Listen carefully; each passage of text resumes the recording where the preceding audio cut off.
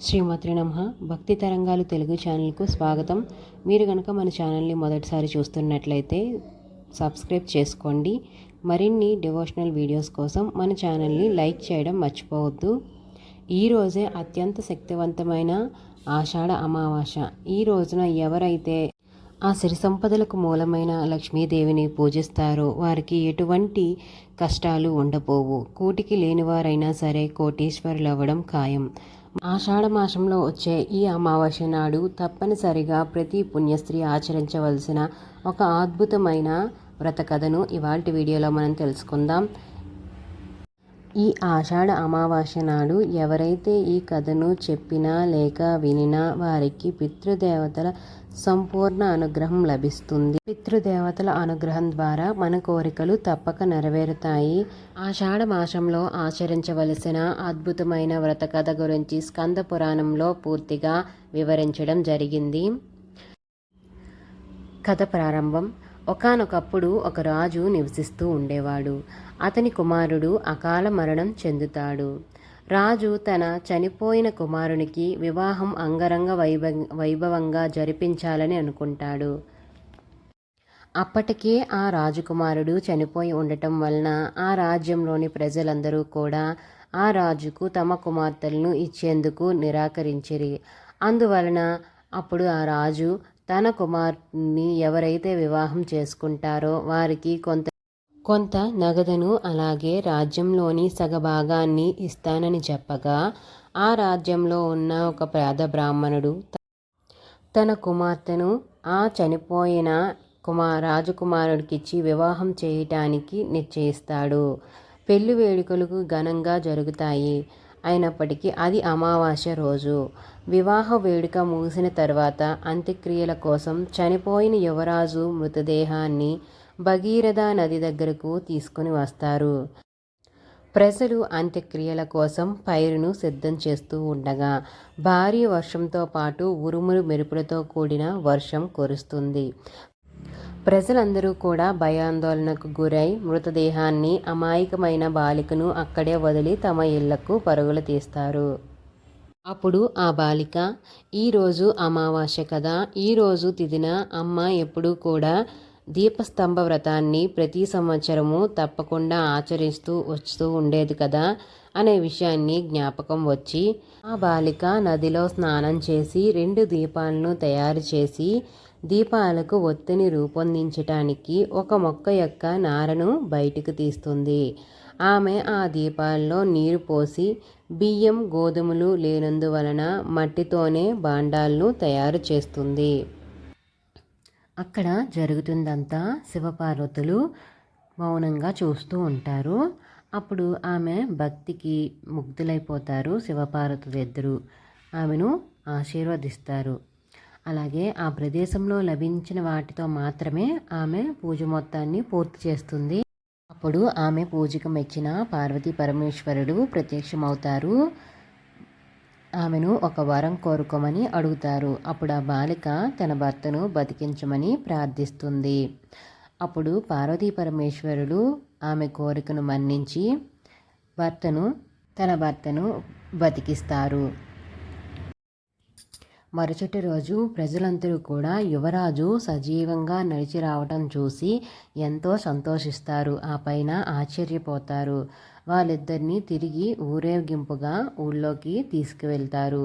వెళ్ళిన తర్వాత ప్రజలు అడుగుగా ఏం జరిగిందని అప్పుడు ఆ బాలిక ఆమె చేసిన దీపస్తంభ వ్రతాన్ని గురించి వివరంగా చెబుతుంది.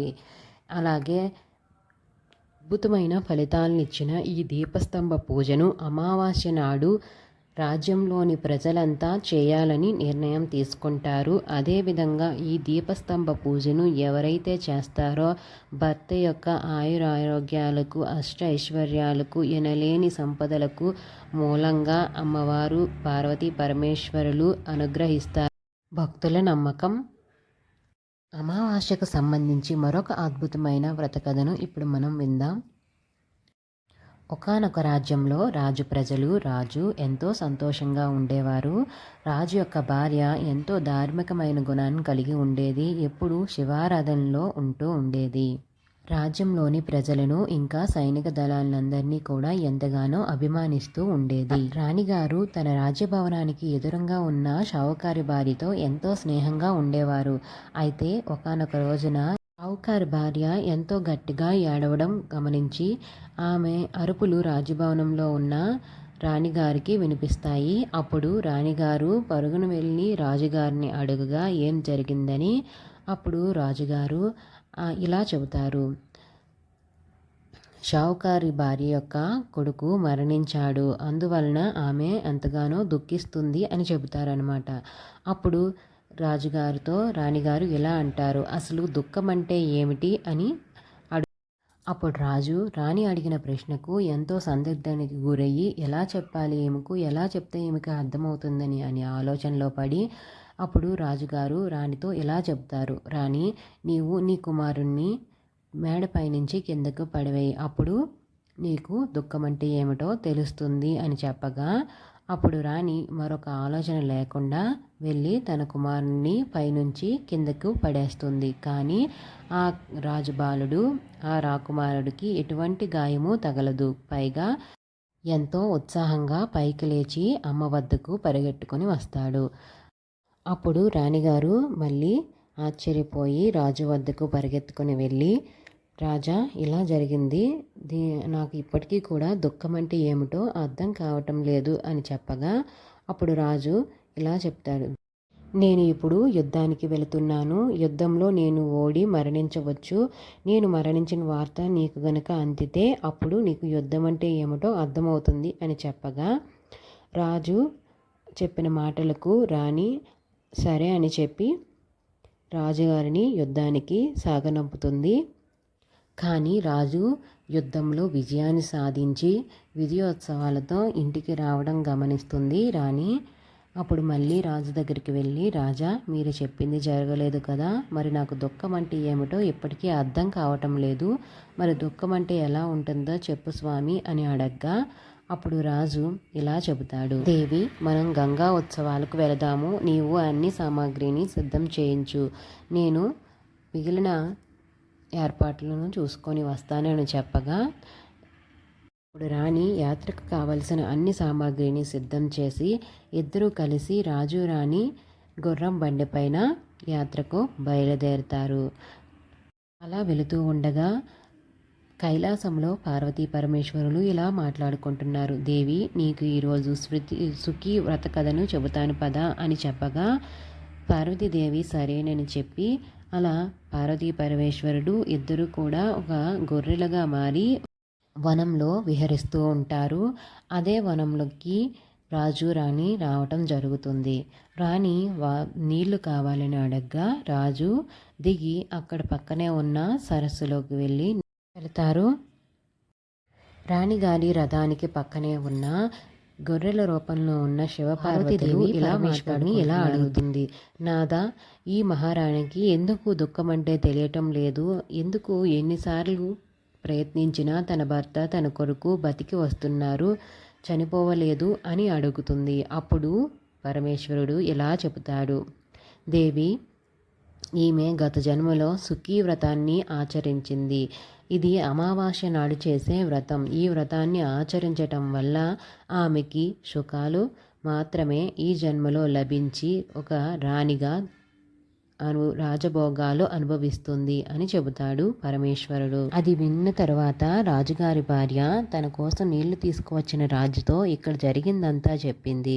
అలా చెప్పిన తర్వాత రాజు తన భార్య సంతోషంగా తన రాజ్యానికి తిరిగి వెళ్ళిపోతారు. అప్పుడు రాజ్యంలోని ప్రజలందరినీ కూడా సుఖీ అమావాస్య వ్రతాన్ని చేయవలసిందిగా ఆదేశిస్తాడు మహారాజు. ఈ వ్రతం శుక్రవారంతో కలిసి వచ్చే అమావాస్య నాడు మొదలుపెట్టి 21 అమావాస్యలు పూర్తి చేయాలి. మొదటి 5 అమావాస్యలు ఎరుపు రంగు వస్త్రాలు గోధుమలు దానం చేయాలి. తర్వాత వచ్చే 5 అమావాస్యలు పెసలు, తర్వాత మిగిలిన 5 అమావాస్యలు శనగలు, తర్వాత వచ్చే 5 అమావాస్యలు మొక్కజొన్నలు దానం చేయాలి. లాస్ట్గా వచ్చే 21వ అమావాస్య నాడు బియ్యాన్ని దానంగా ఇవ్వాలి. తో పాటుగా మనం ఎటువంటి ధాన్యాలను దానం చేస్తామో అటువంటి వస్త్రాలను దానంగా ఇవ్వాలి, దక్షిణ ఇవ్వాలి. ఈ వ్రతం చేసిన రోజు మూగజీవులకు ధాన్యము ఇంకా అలాగే గోవుకు గడ్డి పెట్టడం చాలా మంచిది. బ్రాహ్మణులకు అన్నదానం చేస్తే చాలా మంచిది. చూశారు కదా సుఖీ వ్రత కథను. ఈ వ్రతాన్ని ప్రతి ఒక్కరు శుక్ర అమావాస్య నాడు పాటించడం చాలా విశేషమైన ఫలితాలను పొందుతారు. ఈ వీడియో కనుక మీకు నచ్చినట్లయితే ప్లీజ్ ఒక లైక్ అయితే ఇవ్వండి. మరో మంచి వీడియోతో రేపు కలుసుకుందాం.